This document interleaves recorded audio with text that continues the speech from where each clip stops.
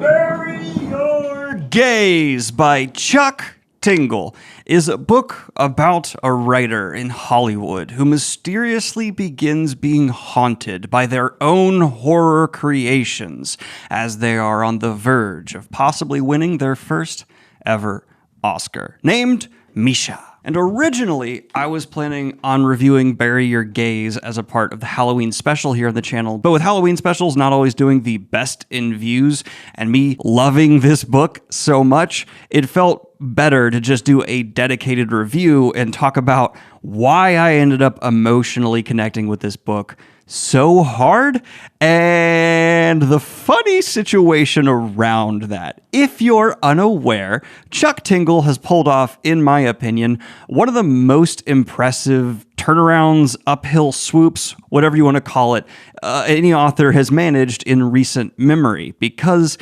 they are actually completely anonymous, and on top of that, they used to write parody erotica with incredible titles under their belt like I'm Gay for My Living Billionaire Jet Plane, Bigfoot Pirates Haunt My Balls, and possibly my favorite title of a book of all time, Pounded in the Butt by My Own Butt. Yet, what people did not realize is Chuck Tingle was actually just preparing, practicing, getting ready to release some horror stories, specifically some queer representation horror stories that have already netted them a Hugo Award. Well done, Mr. Tings. Well done. And yes, they've done all of this with a bag on their head they refuse to take off. And it's time to just come clean and say it. I've been hiding this for a while, obviously.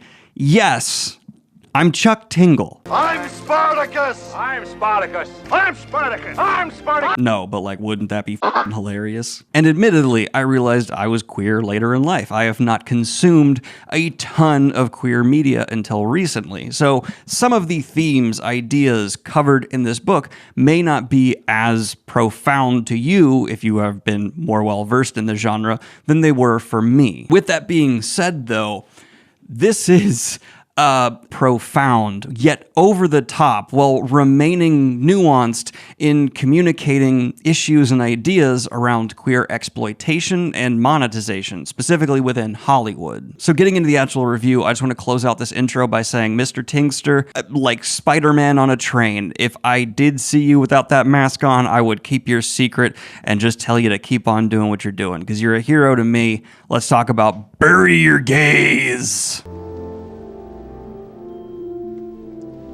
We won't tell nobody. Which, if you're unaware, is a trope within media, outside of and even within queer media, that gay characters, more often than not, tend to, you could say, have tragic endings to their stories. They are killed, their lovers are killed, they're not allowed to have their full-on character arc growth moment, or once they do finally have a profound moment of realization, that is when the story just decides to end them. And this book is one gargantuan meta-examination of the causes behind that and the impact of those trends on young queer minds throughout the world. But don't worry if you're not queer or just not particularly interested in queer stories, this is just a quality horror book on its own while not being very scary. And that's because it is also focused on commenting on the horror genre, and in terms of tone and execution is just screaming to be like an A24 adaptation. Though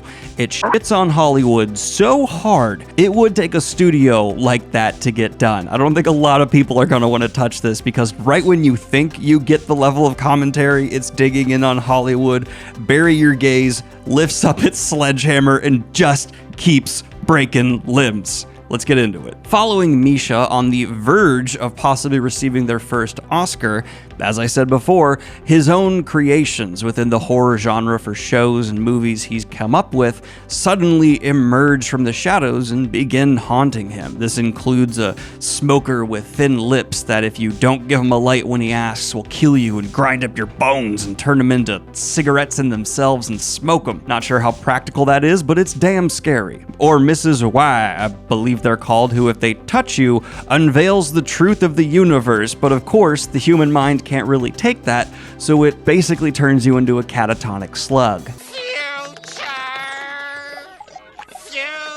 But the brilliant part of this is obviously as a writer that's writing in the horror genre, Misha is pulling from their own real-life trauma to develop these horror ideas. So once they start hunting him, Misha is literally being hunted by manifestations of his trauma as he is struggling to be a fully out and proud, within Hollywood and in his hometown, gay man. And the setting for all of this is the ever-exploitative, sleazy, slimy, disgusting Hollywood. The worst place on Earth. I say that in jest. I do love LA. I love California.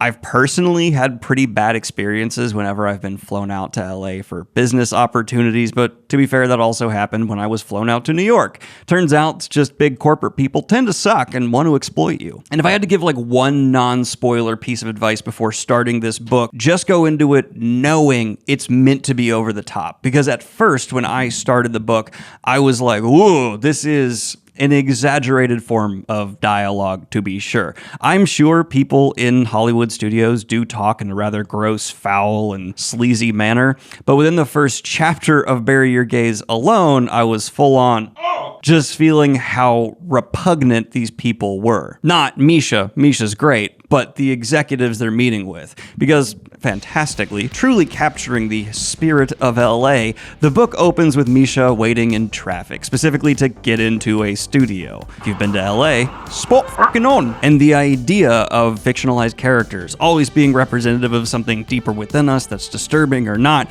is immediately presented to the reader with a cartoon character and a cutout out in a field where it's just like, oh, it's cute. Kind of weird. Creepy. I don't like it. And to avoid copyright concerns, in case this ever is adapted, all of the stand-in characters are like clear, just different enough copyright stand-ins where instead of like the Roadrunner, you get bird that escapes predator that is not Roadrunner Coyote. But as Misha goes into this meeting, the bigger conflict of the book internally for Misha is set up. Because he meets with an executive who tells him, you're writing this fantastic show that's being very well received, but our algorithm says that the two characters you've been setting up as like a slow burn queer romance need to be killed after they come out as gay, because that will be maximum engagement from the fans. Fantastic. Obviously, Misha, as a writer who's on the verge of getting a freaking Oscar and struggling with their own homosexuality in like terms of coming out, does not like this idea. But unfortunately, Misha does not have too much time to process this because directly in front of them, an old studio executive who's in the middle of sexually harassing someone is crushed by a giant billboard for a famous actor. But that actor's actually been long dead. They're also up for an Oscar, but for an AI performance. That's right, the actor didn't actually act. A studio called Legally Distinct Special Effects Company has actually been nominated for an Oscar. And the whole studio interaction, a lot of the commentary around LA and Hollywood can be summarized with veneers, fake tans, and egos. It's a lot. It's heavy-handed. It's meant to be over the top, parody level representation of what Hollywood is. Though a lot of it does still feel very accurate. Think of like The Boys in terms of like how it represents, I don't know, Amazon, what it's parodying. It's like, yeah, there's nothing that bad happening, but take it down 2 notches and yeah, probably. Maybe even just 1 notch. Let's put that back up 1. And I actually was really happy with how heavily the themes of this story were being loaded up early on. Because as you can tell, it's a pretty thin book. It's a quick read. I got it done in a weekend. And right away, you understand that Chuck Tingle and Misha do not like the fact that commerce and art have become one under hypercapitalism, which is something that many people are realizing now is not exactly the most conducive environment for peak art. To the point where, yeah, it is just algorithms that are telling Misha he has to kill off his gay characters, maybe like don't even make them gay. Like we're just going to respond, the audience will be happier if they just die, right? Doesn't matter, you've been setting this up.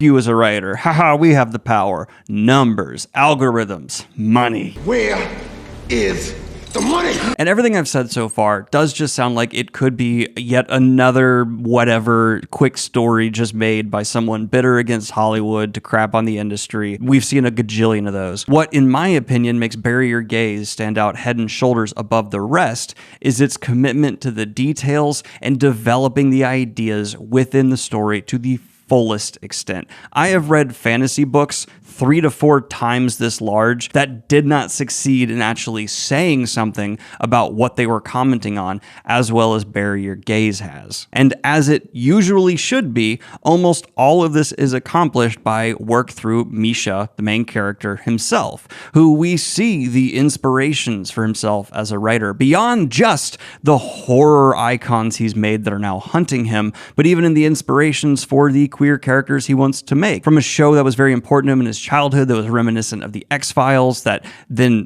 baited him with a gay relationship that was then pulled back. Misha is trying to do better for queer representation than what he had when he was young. And we explore these experiences even further in flashbacks to him being traumatized and abused by family members who just wouldn't accept him for who he was, and instilled that sense of shame that prevents him from being out and proud today. And none of this is subtle. I want to make that clear. None of it is subtle. Bury Your Gays is trying to yell at you. In terms of its concept to execution, this book is trying to state the obvious, because many of the things it's saying and pointing out as problems within our society, most of us are well aware of. They're just practices that keep on going. So what's the point in subtlety? Instead, let's take it to an extreme and take a fucking sledgehammer to it. And that's why I really enjoy it. And there's this really well executed balance in terms of making Misha's life feel fully lived from that early childhood we get flashbacks to where he is now.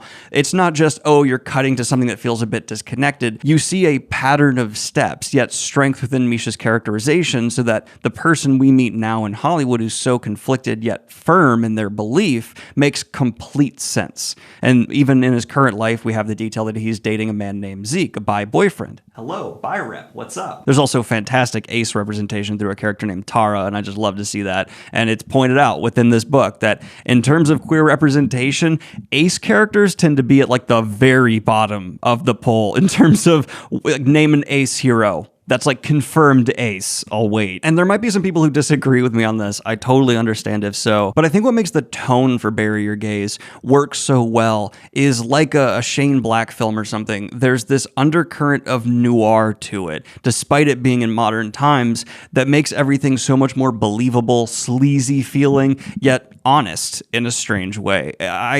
I would almost categorize this as like horror noir, because yeah, we get these late night drives where he's stalking someone he knows has answers. There's the mysteries abound, suspects, and you're desperately plowing through the plot to try and find the answer to why sudden manifestations from his writing are coming to life to kill him. And that noir tone also helps justify the personality of Hollywood in this book that is exaggerated so effectively through studio executives who talk in such a vile manner and think in such a horrific way. And all of this has a ticking clock element to it. To one of his horror creations, if you don't give the smoker a light when he first comes to see you, that's when 5 days later, like the girl from The Ring, is when he's going to come and do his bone grindy stuff to you to eventually smoke. Several days later.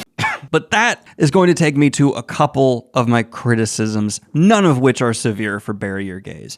There is just, in terms of overall structure, a little bit in the middle that drags a bit too much for me. It's actually not what I thought would be my least favorite part of the book going into it, where Misha actually goes back home for a reunion. That actually ended up with one of the most horrific scenes in the entire book on a plane, and some of the most profound character insights to Misha and what it's like to be in the closet, coming out of the closet, realizing you're gay as a kid happening. But despite how lean it already is, 5 pages or so of a kind of redundant information being delivered through Misha just going about their life could be trimmed down, though that is a small complaint here. But the other big criticism is there is a narrative choice made to switch perspectives at time and change the whole situation going on within the chapters to the books, where even in the audiobook, you suddenly are getting different narrators. I get why it was done. It's a part of the mystery, and you can appreciate how that's happening. It's just, for me, my personal style of reading, whenever a book shifts gears in that major of a way, it entirely takes me out of the story.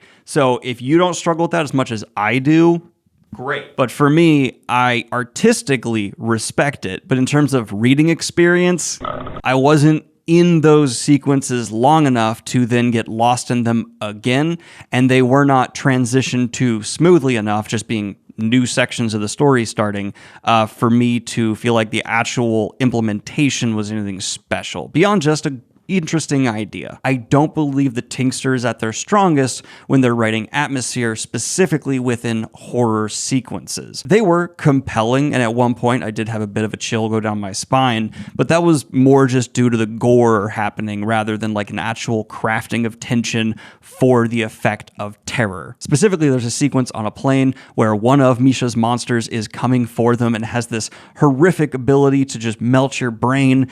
And while it was happening, everything I was reading on the page objectively would be scary to experience or see. The idea is there. It's just in terms of making me, the reader, feel like I'm in the seat next to Misha watching the things play out. It was nowhere near to a master of horror level, and instead just felt like a spooky sequence. I didn't become dipped in fear, I got sprinkled with it. And Misha's decision making in that sequence got some people messed up, though you can't really blame them, and I actually like it when characters make mistakes at high stakes moments. That makes me relate to them more, so that's actually a good. And then my final, there's one beat to the reveal at the end that undercuts some of, in my opinion, the stakes and tension that have been set up in the book. And if you're a real stickler for every question that's asked throughout the book needing a complete logical answer that makes absolute sense for every event that happened in the narrative, there are some holes that could be punched without too much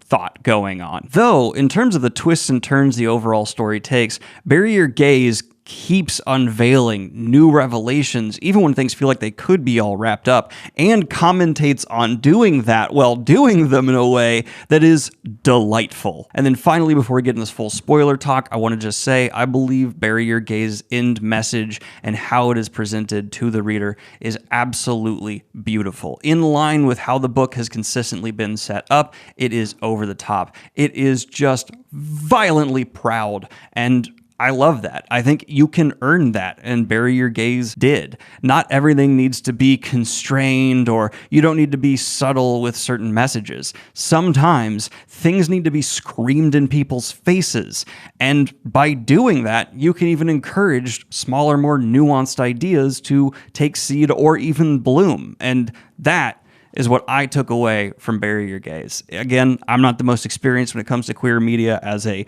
new queer myself, but man, this meant a lot to me, and it's going to be one I'm talking about for a long time. But now, let's talk about full spoilers, and while I give you time to leave, I'll just say, out of 10, I'm feeling a really strong 8. Yeah, this one, I'm going to be recommending to people, I'm going to be possibly rereading, and I will be reading more Chuck Tingle in the future. And if you really are like, Daniel, I'm here for epic fantasy, don't worry, there's another epic fantasy review coming pretty soon. I did my little foray into lit RPG, then I did my little foray into queer fantasy and horror, and then I'll be getting back to just broader epic fantasy. I just like to change up what I'm reading every now and then. It's fun. I think I gave everyone long enough who cares about spoilers. Spoiler time. All right. So Chuck Tingle did something here when it comes for spoiler talk that I'm really impressed by. In terms of how reveals are presented to the audience, it's safely played. Like, there is a formula that big reveals within stories follow, and I don't feel like Chuck Tingle diverted from that hardly at all. It's done very well. It's a tried and true method that you, as you read the story, will be familiar with. You'll go, I get what Daniel means. But the actual twists themselves, despite like structurally I understanding where each one is and why, were the strongest beats of the story. Despite me not liking what I was talking about, the nanobots twist, I was like, oh, all right, we're going that way. Due to the fact that all of these twists are tied so heavily into the themes that are well set up, despite me, again, not being a big fan of nanobots suddenly being introduced, I still enjoyed that moment in the story. There's a difference between like, oh yeah, that's my preference, and oh, the execution. And the execution is great. And I actually think the threat ramped up really powerfully at the end. And it was going to be a criticism of mine that I never felt like there was, despite literal horror monsters coming after Misha, an enemy, a bad guy for me to just fully point at, aside from like the beginning studio executive that I didn't care that much about.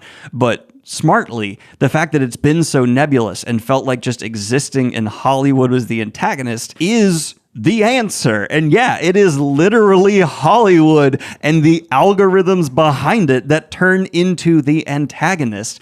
And right when you think, oh, things could be resolved, because Misha gives this incredibly glorious speech as he accepts his Oscar and refuses to be a gay tragedy, becoming a gay success story, and you're like, they've won, right? Okay, everything's going to be better because he managed to convince the smoker through his own internal realizations and character growth not to kill him and to instead go away. And he manages to get all stitched up from like a worm coming out of his chest. If you are not read the book and you're sticking around, lot happens to this guy. But no, that's not enough, because the queer community can push for what it wants. The queer community can fight hard to be represented more respectfully as human beings within media, but the capitalist machine's still going to profit off of that. And so we see Misha is still under threat. The algorithm is still there. It's just that instead of trying to literally kill him to make a real world gay tragedy, and that's why his numbers have been going up,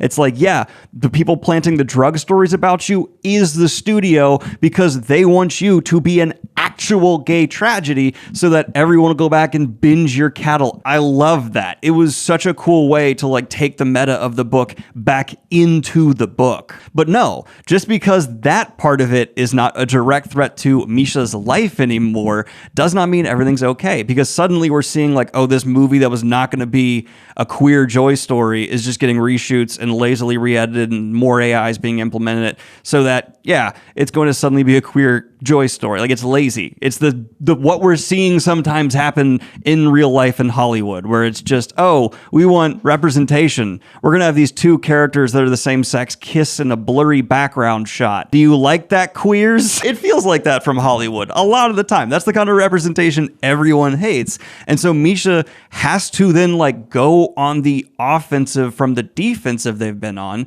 And with Tara, who's been set up to have all this backdoor access the whole time, actually managed to deliver an execution to this driving algorithm. And there's even a twist there in how it's done that's pretty clever. And I like seeing this army of Hollywood's history slowly march towards Misha, feeling like this overwhelming threat. Like, how could he possibly win against that? But no, it's just finally we get an ace hero. And Tara becomes an ace hero that saves the day because she knew the algorithm would see her stick coming, and she does another. Fantastic. I like that so much within this story for setup and payoff is rewarded. Like, Bury Your Gaze wants you to pay attention because everything, line by line, usually comes back in at the end. And we see Misha learning the greatest lesson from this point, which is to, if you've managed to find success, put the rope back down behind you. Help more in your situation, like you climb your way up. And the conversation between him and a driver who's taking him toward the Oscars was just beautiful. I love that he just is asking a stranger, like, do you wish, as a queer person, that I had been more out and proud, or do you understand? And they're like, I get it. Like, everyone's got their own demons, everyone's got their own pressure back home and their own fears. Like, you don't have to be a hero. That's why it's called being a hero. And then Misha's like, I'm gonna be a hero. And it all works. It can be corny, it can be too much. It's certainly not gonna be everyone's taste. But for me, I as new to queer media as I am, this was a great entry for me to consume. I think Chuck Tingle is a very talented writer, and how Bury Your Gaze is going to eventually get adapted, I don't know. I would love it to, but when the entire point of the story is to take a shit on Hollywood and take a shit on people who claim they know better than, like, it is just everyone in that industry, fuck you. Like, all of them. And it's, I don't know, I like it. I get why Chuck Tinkster wants to keep it on, because there's some heavy enough loads dropped on executives that he could have made some enemies. Eric, did you just take a crap on my desk? What's up? What's that? Not really, I'm kidding. But like the fact that Hollywood at the end of it just has this massive borderline apocalyptic impact, it shows how deeply ingrained in Hollywood itself, Misha, Chuck Tingle by extension, is trying to tell us these problems are. It collapses the system to get rid of it, which, yeah, whether it's exploiting queer people, people of color, indigenous people, the Hollywood grind knows no limits to its level of sinking down to. It's why people who talk about Hollywood like being on the woke side have no idea what they're talking about. All of the things that get made because they think it will make money. And if you understand that, you will enjoy what this is trying to say and how much it is poking fun at a wildly broken system. I cannot wait to read more Chuck Tingle in the future. If you'd like to pick up a copy yourself, I'll have an affiliate link right down there. The audiobook I also listened to for about half of the book, and I thought the whole cast did a really good job. The shifting over to the different narrative stuff that happens within it is executed in a stylistically fun way if you like graphic audio as well. It does kind of shift into graphic audio from normal, so neat. And if there's any books based off my reaction to this you'd like me to check on out, recommend in the comments down below. Like and subscribe if you have not already, and hit the Patreon if you want to support what I do here. Have a good one, y'all. Peace. And of course, I'd like to record a special shout out to my latest high tier patrons, Ian and Antique Cynic. I love you and thank you so much.